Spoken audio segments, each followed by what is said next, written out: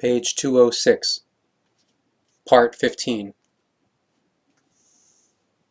The true jewel of knowledge and wisdom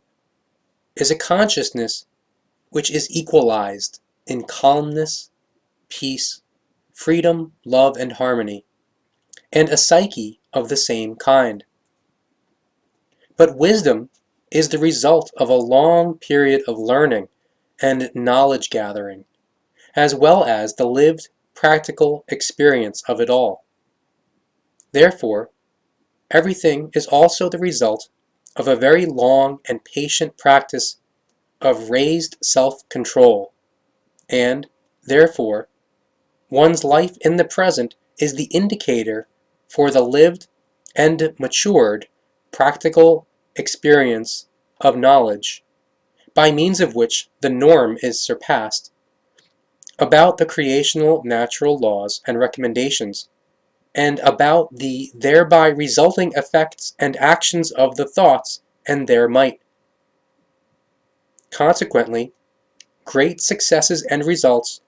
are only able to form as a result of that lived and matured experience of knowledge. The human being creates calmness, joy, peace, love, freedom, and harmony in himself or herself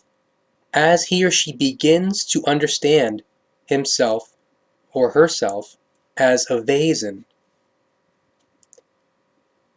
Vasen meaning an independently living life form or created creation. The knowledge about that develops from the thoughts which, in their processing of facts, determine the result and the extent of that knowledge. And once the knowledge is formed as a result of cognition, cognizance, and lived practical experience, it then also leads to the understanding that, concerning the state of his or her psyche, and in his or her acts and deeds, as well as in his or her character, morality, disposition, and entire personality,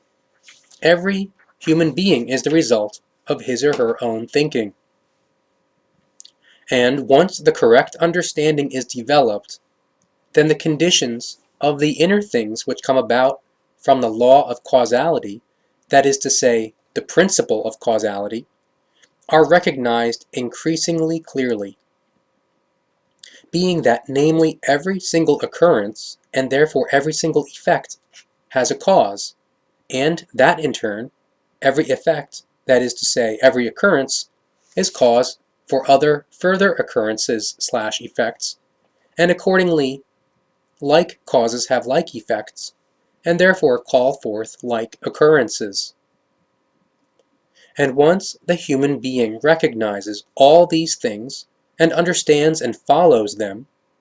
then he or she ends and eliminates all those unvalues which prompt him or her to fume, quarrel, worry, and grieve, and he or she directs his or her vasen accordingly, so that it remains firm, bright, and happy, and lives in peace, joy, and love of equalized harmony. The human being must basically learn to lead, guide, and govern himself or herself, and he or she must learn to adapt himself or herself to all things, situations, surroundings, and circumstances. And once this is learned, then the human being is able to be pleased with himself or herself, and therefore he or she can have great respect for himself or herself, and indeed, in all modesty and righteousness, without thinking of himself or herself as something special. And in this state, the human being is able to be pleased about the equalized composure, joy, love, freedom, peace, gladness, calmness, and harmony of others, and he or she recognizes and accepts that very much can be learned from many other human beings, and that they can also be relied upon. Whether the others are lower or more highly positioned in terms of profession, society, or knowledge and evolution,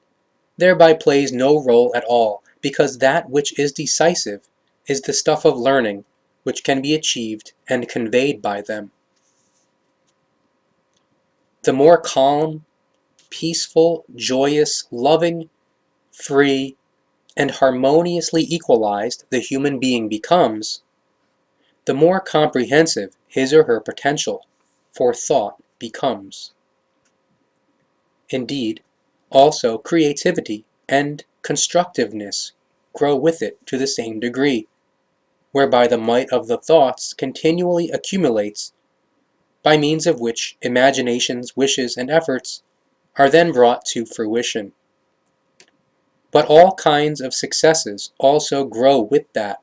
as does one's influence on the environment and on one's fellow human beings who willingly accept constructive help of an action-based, material, or purely advisory kind and wise, from those who are knowledgeable and wise and have a good amount of lived practical experience. Thus the might of the thoughts becomes the might of the action and the might of the creativity and constructiveness. Thus even the simplest human being becomes a mightful factor, and indeed, both for himself as well as for the environment and fellow human beings, if he or she forms and increases his or her potential for thought in the neutral positive equalized form demanded by the creational natural striving for that which is higher. Even the simplest human being, the slightest and the weakest, can reach the highest heights and achieve prosperity in every regard if he or she develops a greater and better self-control, composure, and cheerfulness, and allows the creational nature in himself or herself to come to the fore. One's own inner progress in the matter of character, morality, disposition, and personality quickly takes on forms which, on their own accord, are evolutively effective and strive for that which is higher. Consequently, a success cannot fail to occur. This is then not only perceived by oneself, rather also by those fellow human beings who have their eyes and senses open, and it is these very ones who prefer to maintain contact with human beings who, in every regard, make evident a vaison of equalizedness and whose behavior is pleasant and harmonious. The fact is that strong, calm, knowledgeable, and wise, peaceful, joyous, loving, open, and freely thinking human beings, who are equipped with lived, practical experiences, are loved, respected, and deferentially regarded by the absolute majority of humanity, because for those who respect them, they are not only an incentive to be the same way, rather they are also a wellspring of the adherence to the creational laws and recommendations. For those who are searching and thirsting for the truth of the life, they are as trees which provide shade, which are flowering green and bursting with life, with their own small well in an endlessly dry, hot, and desolate land. For those who are searching for the truth, they act as protection against unknowledge and against being the living dead. What rational, evolutively thinking human being does not wish for himself or herself an equalized psyche, healthy, powerful, positive, and creative thoughts, as well as an effectively equalized life? Truly, there is certainly not one single human being who would not wish this.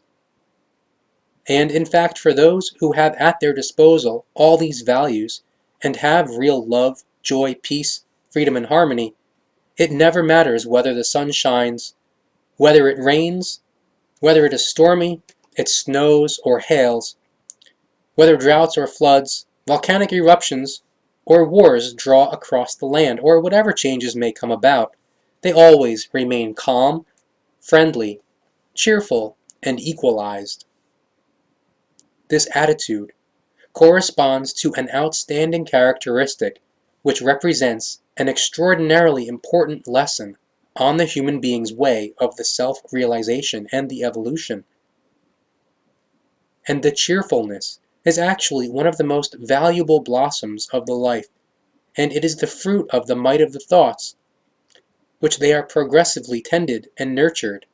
in a neutral, positive, equalized form. But to that end, it is required that all necessary changes are carried out, which every individual must carry out himself or herself. And in this regard, every human being is this individual. And directly concerning this, the truth is that no individual human being can afford to simply live from day to day and wait until someone appears who carries out the necessary changes for him or her,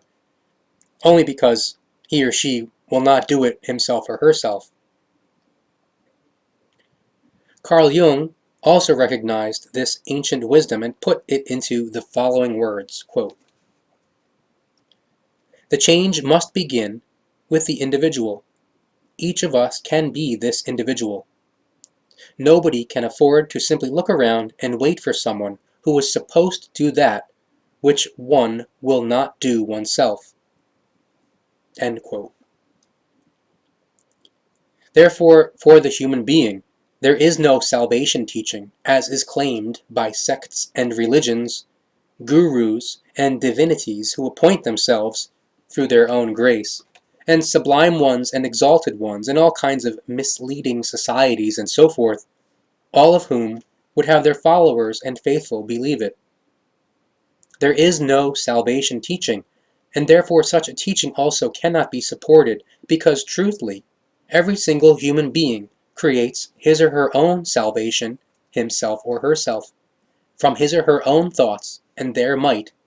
as well as through his or her feelings and acts and deeds, and according to how he or she confronts the obligation of his or her responsibility,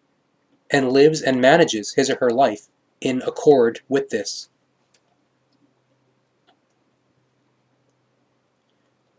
The cheerfulness is in a lived form is more valuable for the human being and more desirable than gold, platinum, or diamonds. It is a work of knowledge, of wisdom, and of lived practical experience. All that which pertains to the joy, the peace, the love, the freedom, the fairness, the righteousness, the humaneness of the knowledge, the wisdom, and the equalized harmony is concentrated in the cheerfulness.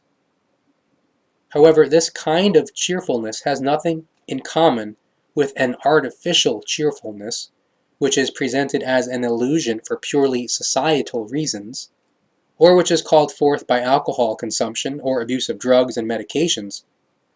because genuine cheerfulness is actually a state which is based in achieved knowledge as well as in lived practical experiences and in wisdom, and which expresses that which wisdom contains in itself as the life-sustaining essence. How pathetic and insignificant the forced or artificially called forth cheerfulness appears in comparison, as well as mere money-earning and material craving for pleasure, as well as all the human being's vices, desires, and addictions. The true cheerfulness is a circumstance of life which is based in the ocean of truth in which the waves endlessly keep everything in motion, and yet they preserve calmness and peace deep below, where, beyond the reach of the storms, the life is created and maintained in an unimagined degree of diversity. Instead of making life a joy, very many human beings make it the exact opposite. Grumpily, they waste their lives away, ruin their lives as a result of explosive outbursts, and thereby destroy everything which is beautiful and splendid, which broadens one's horizons, and which is enlivening in every regard. A great many simply go on existing in this form without really living. They destroy their own power for the forming of their character, morality, and personality, and they create for their own psyches and for their fellow human beings devastating sheer problems through hate, envy, unpeace, egocentricity, and many other bad and negative factors. And in fact, the justified question arises whether indeed the human beings who constitute the great majority of terrestrial humanity are sick with this negativism, and have more or less ruined their entire lives and disregarded and destroyed their evolution as a result of a considerable lack of self-control, lack of understanding, and lack of obligation-based feeling of responsibility. It is effectively, indeed, the case that when human beings are observed, appraised, and assessed, it is, as a rule, always only a few and real exceptions who, in every regard, lead an equalized life with an equalized character and a morality and disposition and personality of the same kind, and who possess that exquisite attitude which is the distinctive mark of actual adherence to the creational natural laws and recommendations, and with that, of the conscious evolution.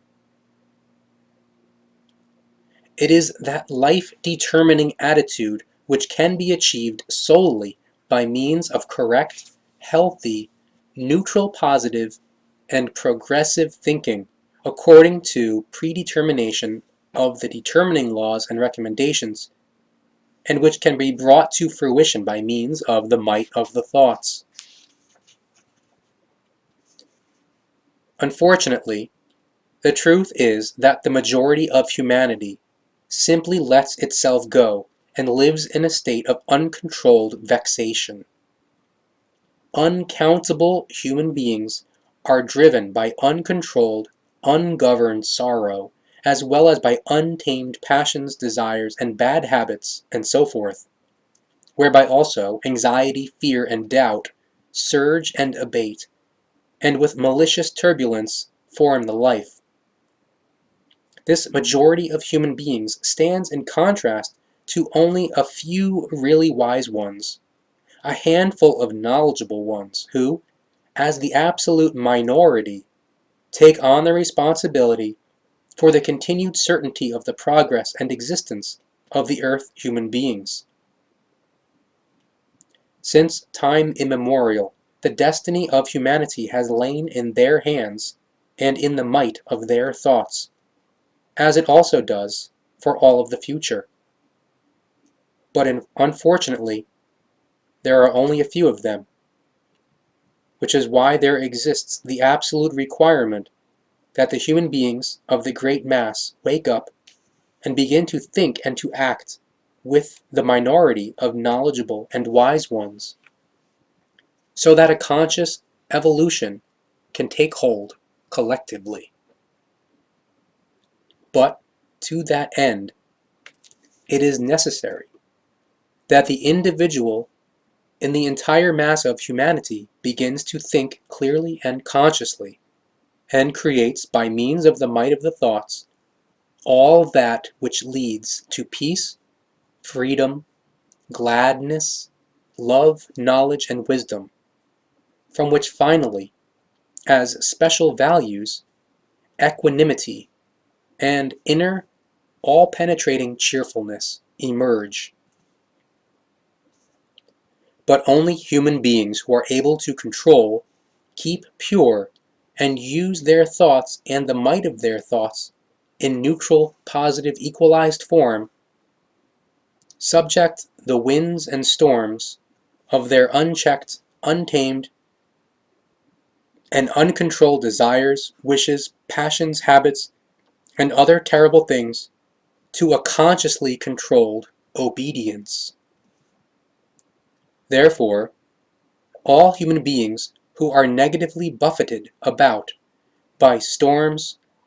be advised, regardless of wherever and whatever you are and under whatever conditions and circumstances you live, do not ever allow yourselves to drift on the ocean of life. Rather, take the helm in hand and steer that ship of the life to solid ground. Always hold the helm firm in your hands, and do not let any waves rip it away from you. but the thoughts are the ship of the life, and the helm is the kind and wise in which the thoughts are determined, and the might by means of which they are brought to fruition. On the ship of the life, every single human being is his or her own captain, who must not sleep, who rather must always be awake and control and steer everything. But that means that a considerable self-control has to be present in the captain of one's own ship of life, because it is the strength which leads to the thoughts being correctly managed and their might being correctly used, and indeed with the greatest mastery. Thoughts themselves are mastery, calmness, peace, freedom, and might, when they are nurtured and used in the correct form.